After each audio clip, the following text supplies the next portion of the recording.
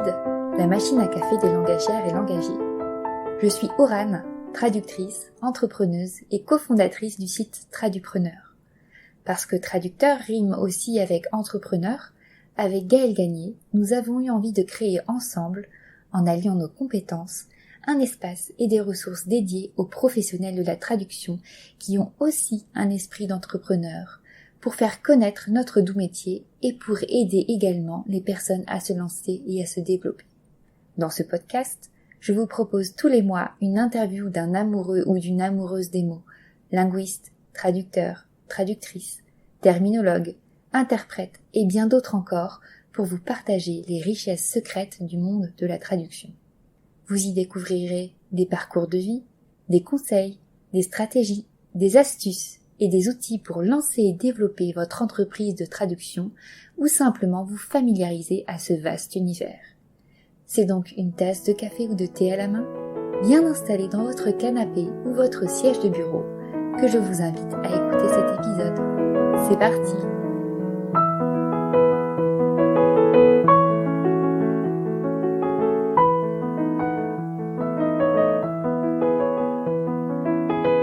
Bonjour à tous et bienvenue sur ce nouvel épisode du podcast de Tradupreneur. Donc aujourd'hui, c'est Gaëlle qui vous accueille et j'ai le grand plaisir d'interviewer ma partenaire et cofondatrice de Tradupreneur, Aurane Desnos. Bonjour Aurane. Bonjour Gaëlle.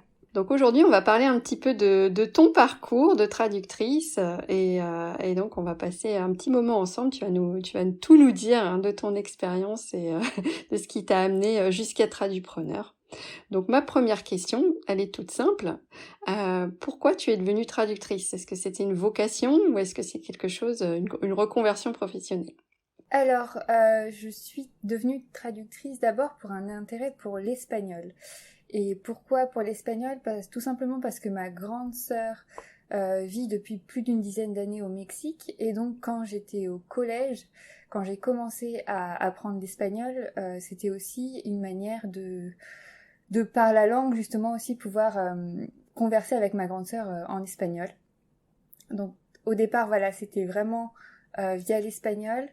Après, après le baccalauréat, donc j'ai fait une licence LEA avec spécialisation traduction, parce que c'était un domaine que j'avais entendu parler justement, je crois que c'était en terminale, et qui m'intéressait bien. Et en parallèle, en fait, je continue aussi mes études de musique, parce que j'ai étudié pendant de longues années la flûte traversière, notamment au conservatoire de Rennes, en Bretagne.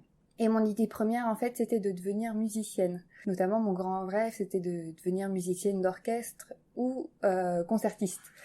Et en fait, entre ma licence de LEA et mon master, j'ai vraiment consacré une année à la musique. Voilà, où j'ai passé des concours pour rentrer dans les pôles supérieurs. Pour manque de chance, je suis restée en liste d'attente et en fait, je m'étais donné 1 an pour pouvoir y arriver. Et si jamais j'y arrivais pas pendant cette année-là, de continuer en traduction parce que c'était aussi un domaine qui m'intéressait beaucoup et dans lequel je m'épanouissais. Et je me disais que de toute façon, la musique, je l'avais pour toute ma vie et que je pouvais en faire, que ce soit en amateur, en semi-pro, voilà, que ça m'empêchait pas de faire plein d'autres projets. Donc voilà un peu comment je suis arrivée à devenir traductrice. Et donc, tu as fait des études supérieures en traduction. Tu étais à quelle université ? Alors, j'étais à l'université de Rennes 2. Et tu as apprécié ces cours-là ? Oui. Bah, notamment, c'est marrant parce que je crois me rappeler d'un de mes premiers cours de traduction. C'était avec Jean-François Cornu, qui est un traducteur assez connu dans le monde de l'audiovisuel. Et je pense que le texte m'avait marqué parce que ça parlait justement de pollution lumineuse à New York et du fait que les oiseaux et les pigeons, justement, il y en avait un certain nombre qui mouraient la nuit à cause de la pollution lumineuse. Donc je pense que c'était mon premier texte à traduire m'a Ton marqué. premier regard sur la traduction. Ah, super. C'est ça. Et puis après, j'ai fait un master, le master MTC2M, donc métier de la traduction, localisation et de la communication multilingue et multimédia, toujours à l'université de Rennes. Et donc là, j'ai vraiment apprécié ce master parce que je trouvais qu'il était très complet. On avait aussi bien des cours de traduction technique, juridique, éditoriale, également de la rédaction technique, parce qu'en fait, je crois que c'était en Master 2, on devait choisir entre parcours traduction ou rédaction technique, parce que c'était un master qui préparait aussi bien au métier de la traduction que de la rédaction technique. On avait aussi un certain nombre de cours sur la maîtrise de certains outils informatiques, dont Photoshop et InDesign. On avait pas mal de gestion de projet et aussi des cours d'informatique, notamment avec des cours sur les macro-commandes et les expressions régulières. Et aussi, grand plus de ce master, tous les semestres, il y avait une semaine d'organisée de traduction intensive qui s'appelait Tradutech. Et en fait, c'était les Master 2 qui constituaient des agences de traduction. Donc pour chaque semestre, il y avait un thème, donc ça pouvait très bien être musique de film ou le Far West. Et donc en fait, chaque agence de traduction devait trouver un nom dans le thème avec une identité dans le thème. C'était très marrant à faire. Et donc voilà, les Master 2 devaient se mettre en équipe pour former des agences de traduction. Et après, il y avait toute une procédure de recrutement des Master 1 pour justement former une équipe complète. Donc les Master 2 étaient plutôt chefs de projet et voilà, ils faisaient tout ce qui était à tâches administratives et gestion de projet, et les Master 1 plutôt exécutants, donc les tâches de traduction, de recherche terminologique et de relecture. Et donc voilà, vraiment la partie projet, traduction, déjà recherche terminologique, traduction et relecture, c'était sur 5 jours. Et puis en amont, sur plusieurs semaines, il y avait justement toute cette préparation. Donc c'était... Ouais, c'est super complet. Hein. Je pense que c'est vraiment une de mes expériences à l'université les plus formatrices, parce qu'on voyait vraiment tout de A à Z. Ouais, effectivement, c'est hyper concret, très intéressant, et pas dans tous les masters. Donc, Et du coup, est-ce que tu avais déjà, à cette époque-là, l'idée de te spécialiser? Est-ce que tu envisageais une spécialisation? Alors oui, j'ai toujours eu dans la tête justement de me spécialiser en musique, mais j'avais un petit démon, on va dire, sur mon épaule qui me disait c'est pas possible, personne ne fait ça. Voilà, j'avais essayé de chercher sur internet s'il y avait déjà d'autres traducteurs qui se spécialisaient en musique, et j'avais trouvé personne vraiment spécialisé que dans ce secteur. Et en fait, ce qui m'a lancée, c'est de voir, je crois que c'était début 2020, une autre traductrice qui d'ailleurs est de Rennes, qui s'appelle Anne-Julie Dupart, et qui justement sur son site se montrait comme spécialiste en musique. Et donc à ce moment-là, je me suis dit ah mais il existe quelqu'un, donc c'est que c'est possible. Voilà, ça m'a débloqué justement cette barrière, et c'est comme ça que finalement je me suis lancée vraiment là-dedans, ou que j'ai fait mon site. Et puis sinon, ma spécialisation finalement, elle vient plutôt de mon expérience justement en entreprise. Quand j'ai effectué notamment mon stage de fin d'études dans une agence de traduction, j'étais dans une équipe qui s'appelait la CGTech, pour Consumer Goods and Technical, donc biens de consommation et technique. Et c'était des contenus technico-marketing, donc ça pouvait aller des téléviseurs aux vêtements de sport, à la compagnie aérienne, à des composants électroniques.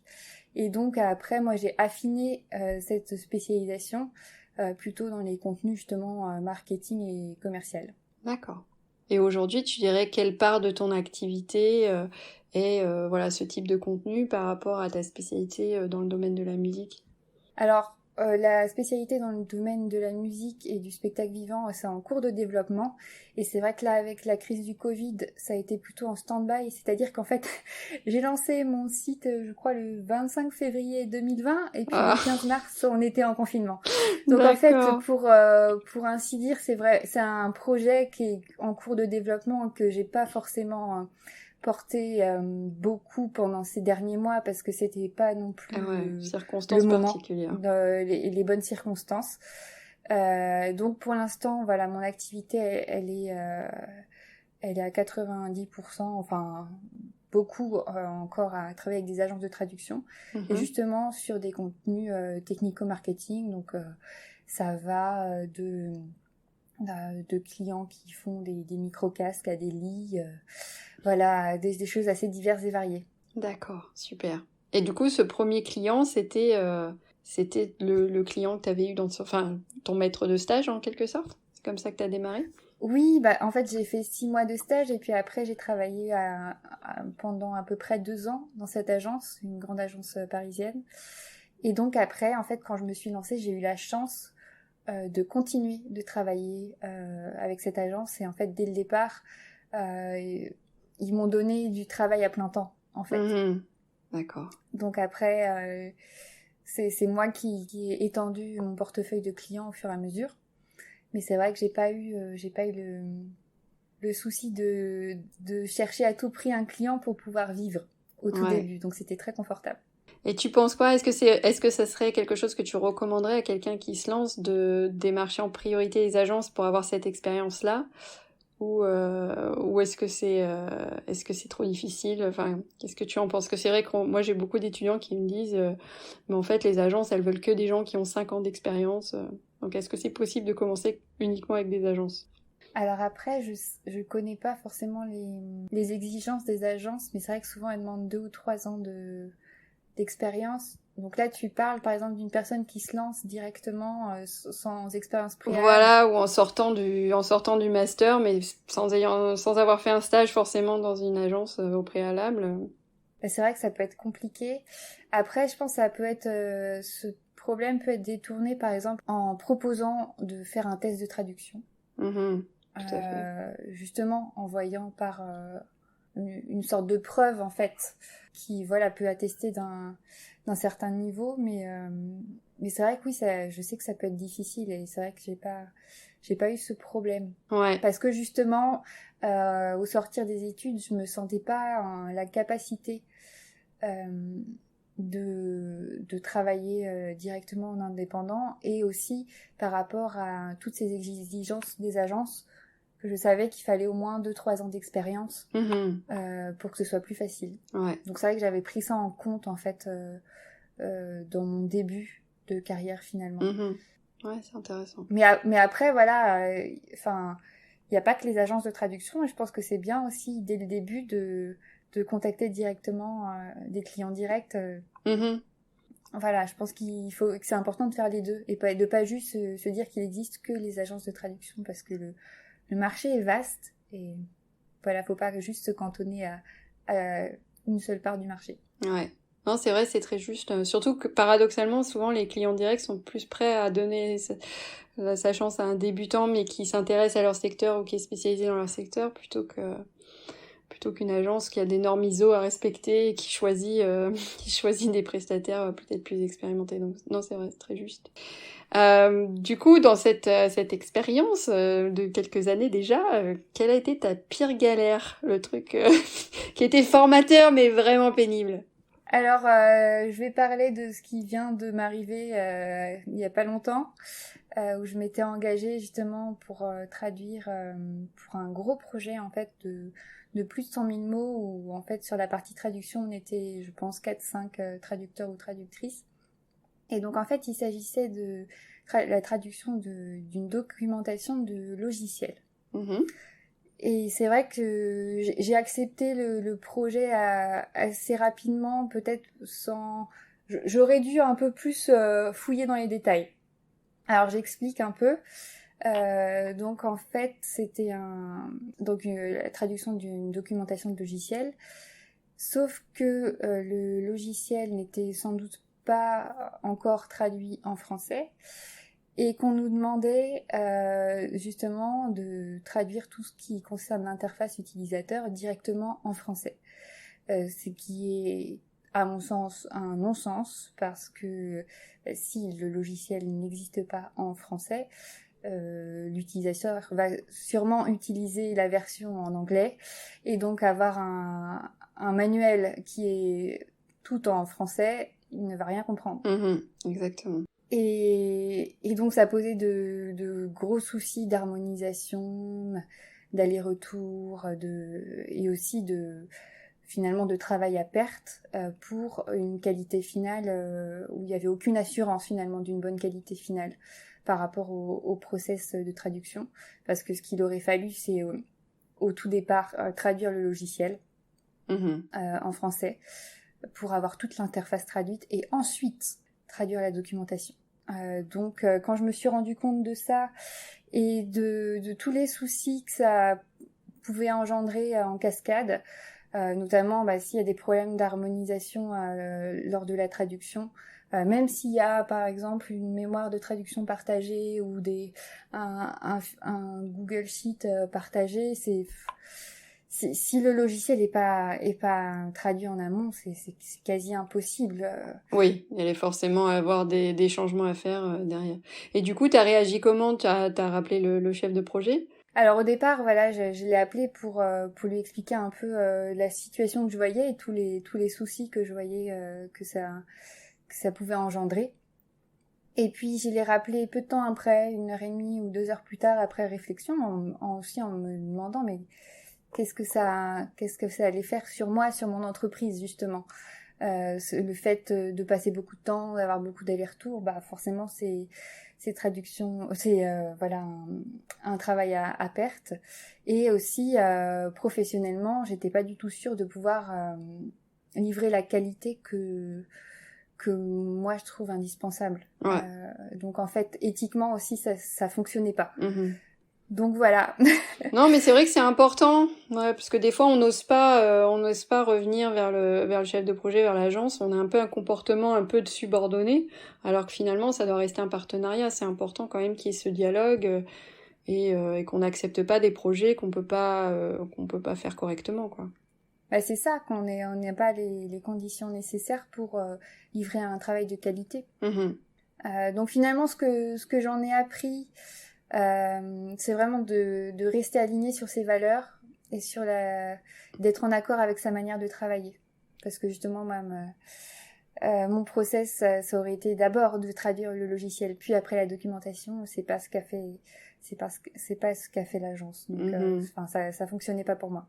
D'accord. Non, mais c'est très, très pertinent et c'est vrai que c'est vraiment important de garder ce cap-là et surtout de se considérer toujours comme des prestataires autonomes, indépendants. C'est aussi la valeur ajoutée qu'on apporte, c'est cette connaissance, cette maîtrise de nos compétences. Donc je pense qu'il faut qu'il y ait un dialogue avec le donneur d'ordre sur la méthode employée, etc. On n'est pas de simples exécutants, quoi.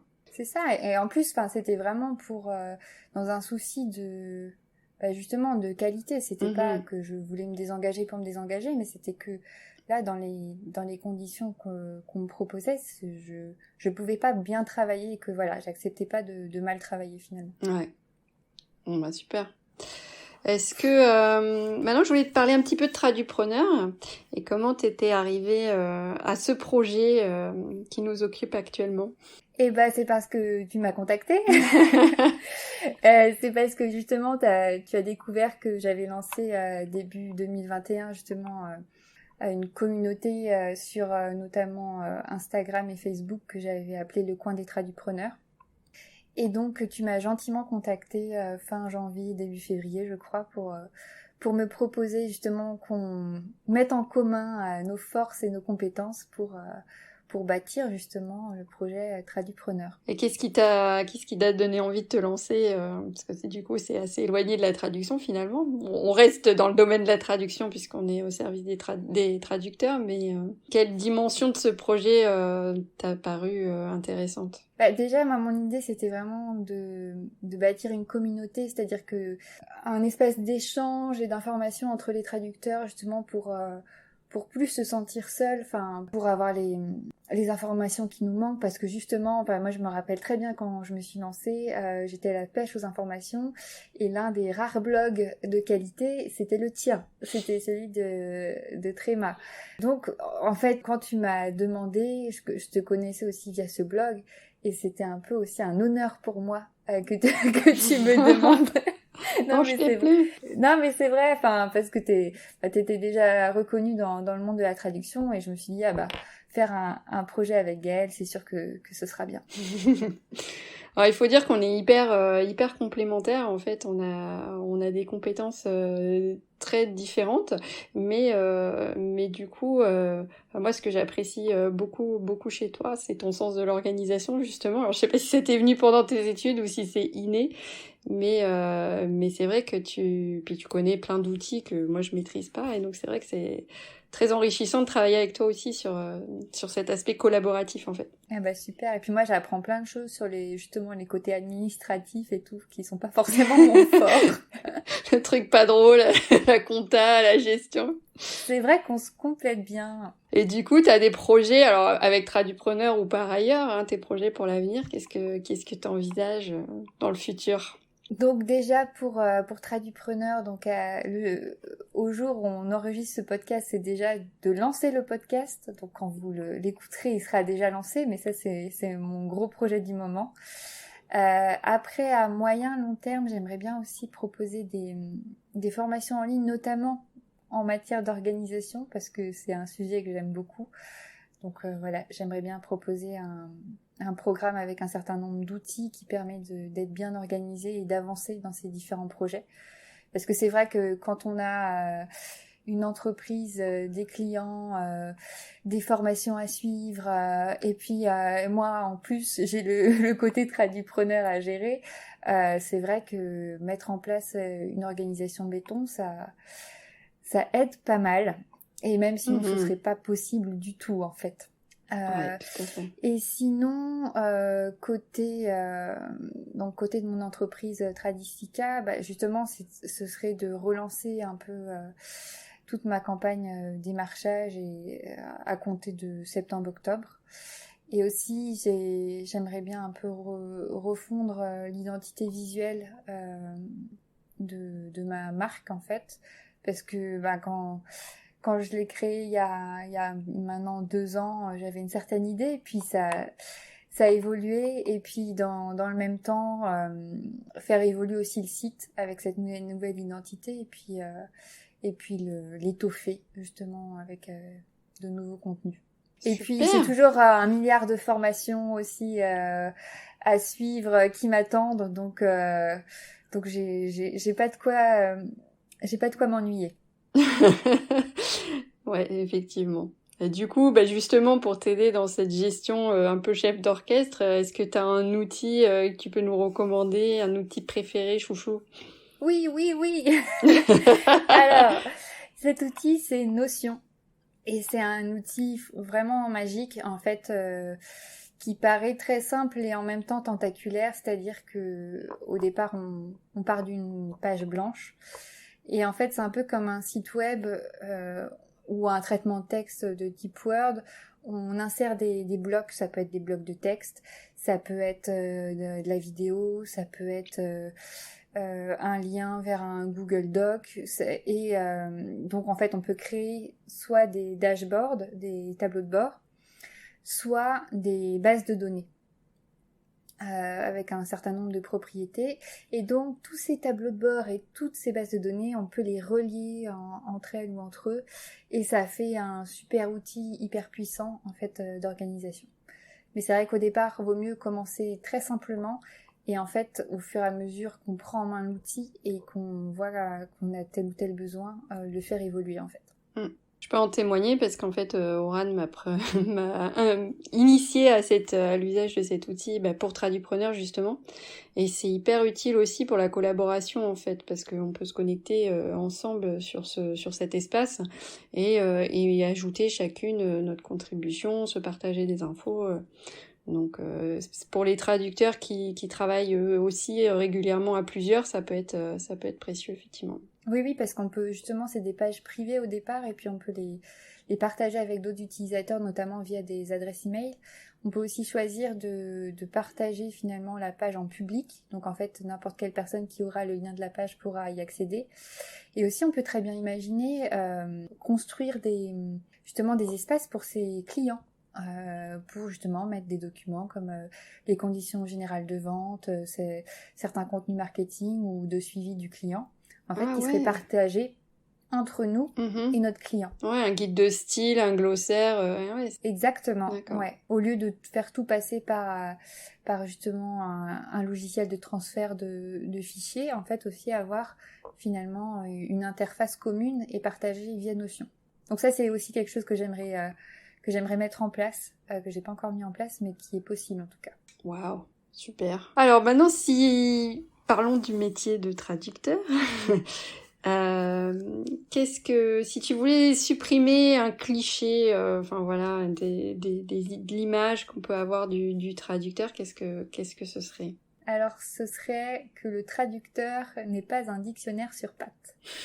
Parce que je compte pas le nombre de fois où on m'a demandé en pause déjeuner, ou voilà, Oran, ça veut dire quoi, tel ou tel mot? Alors déjà, la première question que je demande, c'est quoi le contexte? Et Ma réponse type. mais voilà, mais même parfois avec ça, c'est compliqué. Et puis même, voilà, on n'est pas des dictionnaires sur pattes, justement. On n'est pas sur l'instantané, en tout cas non plus en traduction. C'est quand on traduit, voilà, on a plein de ressources à notre disposition pour justement trouver le mot juste, la bonne tournure, le bon style. Et en tout cas, moi, quand on me demande de but en blanc la signification d'un mot, voilà, je suis très nulle pour ça. Ouais, non, mais je crois qu'on est tous pareils. Donc finalement, ça met un peu mal à l'aise à ce moment-là, parce que je me dis mince, mais les gens ils vont croire que je suis pas traductrice ou que voilà, c'est un peu ça. Alors que mais si. Mhm. Oui, non, tout à fait. C'est vrai que bon, ça fait partie aussi un peu des préjugés. Si tu peux pas être traducteur, si tu traduis pas 50 000 langues, si tu le fais pas dans les deux sens, Et qu'est-ce que tu lis en ce moment? Alors je lis un livre en espagnol donc qui s'intitule Largo pétalo de mar, donc large pétale de mer, je crois en français, d'Isabel Allende. Et en fait, c'est un roman donc qui se passe en pleine guerre civile espagnole. Et en fait, on suit un médecin, Víctor Dalmau, et une de ses amies pianistes, Rusar Bruguera. Et en fait, ils vont être obligés de quitter Barcelone et de s'exiler en France. Et donc, pendant leur exil, ils vont prendre le bateau et ils vont être à bord justement avec Pablo Neruda, qui est un ancien sénateur du Chili. Donc voilà, je suis au début du roman et donc je lis ce livre aussi dans le cadre du book club de F. Baudeux. Oui, ouais, traductrice Yves Baudeux, aux voilà. États-Unis. Traductrice, voilà, du français vers l'anglais qui est américaine. Et donc elle propose justement tous les 2 mois, donc sur un mois, de lire un livre qui est souvent traduit dans plein de langues. Donc en fait, on peut un peu choisir la langue dans laquelle on souhaite le lire. Et finalement, le mois d'après, il y a une réunion qui est organisée pour pouvoir en discuter. Ah, c'est Et sympa. donc ça c'est vraiment un book club destiné aux traducteurs et traductrices. Donc on vous mettra voilà le lien si vous voulez y participer et c'est très chouette. Ouais, super. Et ça permet justement de découvrir des livres qu'on n'aurait pas forcément lus. Et puis de lire autre chose que parfois des livres d'entreprise ou sur la traduction. Voilà, de lire des romans, ça fait du bien. Ouais, exactement. Surtout en ce moment. Et du coup, tu lis aussi bien en espagnol qu'en anglais et qu'en français. Tu choisis toujours en langue originale. Bah, j'essaye justement quand c'est en langue originale de lire en langue originale. Et puis sinon, je choisis souvent, je choisis l'anglais comme ça me force aussi à lire pas forcément en français. Et la traduction littéraire, ça t'a jamais tenté? Non, je pense que je suis pas assez, je sais pas, j'ai pas toutes les compétences en tout cas. Très admirative, mais ouais, non, pas. Ouais, Moi, c'est je suis ça. comme toi. Ça me fait peur en fait. Peut-être qu'un jour j'y viendrai, mais. Pour terminer un peu notre entretien, si tu devais donner un seul conseil à la personne que tu étais au moment où tu t'es lancée, avec tout le recul et l'expérience que tu as acquise, qu'est-ce que ce serait? Alors, ce serait trouver votre ikigai, trouver votre raison d'être et bâtissez votre entreprise sur votre ikigai pour finalement rester aligné avec ses valeurs, avec sa raison de vivre et avec ce qui nous anime. Bon, je crois que tu as offert ce livre à Louison, qui est devenue ta stagiaire, qui était ta stagiaire il y a quelques temps. Oui, il y en a plusieurs sur l'Ikigai, mais oui, j'en ai offert un. Alors, je sais plus, il y a 2 auteurs, mais je sais plus le titre exact. Mais pareil, on le remettra dans les notes de l'épisode. Super. Et si on veut te joindre, comment est-ce qu'on fait? Par quel de tes nombreux réseaux est-ce qu'il faut passer? Alors, le plus simple, c'est soit via mon profil LinkedIn, donc en tapant Oran Desnos, on me trouve, ou soit finalement via l'adresse de Tradupreneur, donc info@tradupreneur.fr. Super. Ben, merci beaucoup, Oran, c'était très intéressant. Et puis, moi, je te souhaite plein de succès pour le développement de la partie musicale de ton activité. J'ai hâte de voir ce que tu vas faire avec ça.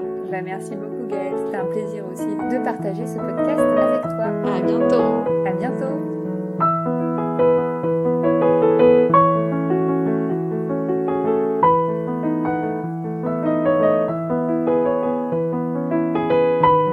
Merci d'avoir écouté cet épisode jusqu'au bout.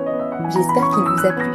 Toutes les ressources qui y sont mentionnées sont à retrouver sur le site tradupreneur.fr dans la section podcast et dans les notes de l'épisode.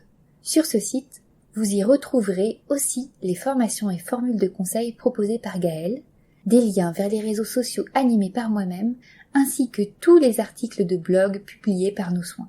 Je vous invite d'ailleurs à vous abonner, si ce n'est pas déjà fait, à notre newsletter mensuelle pour ne rien manquer des nouveaux contenus publiés sur le site et sur les réseaux. Si le podcast vous plaît, n'hésitez pas à partager cet épisode ou à laisser un avis, un commentaire sur votre plateforme préférée. Vous pouvez aussi soutenir le podcast en vous rendant sur notre page Tipeee. D'avance, un grand merci. Votre soutien nous permet de créer pour vous plus de contenu de qualité et de mener des entretiens avec des langagières et langagiers passionnés. Et si vous souhaitez entendre un ou une invitée en particulier, n'hésitez pas à nous partager vos idées. À tout bientôt!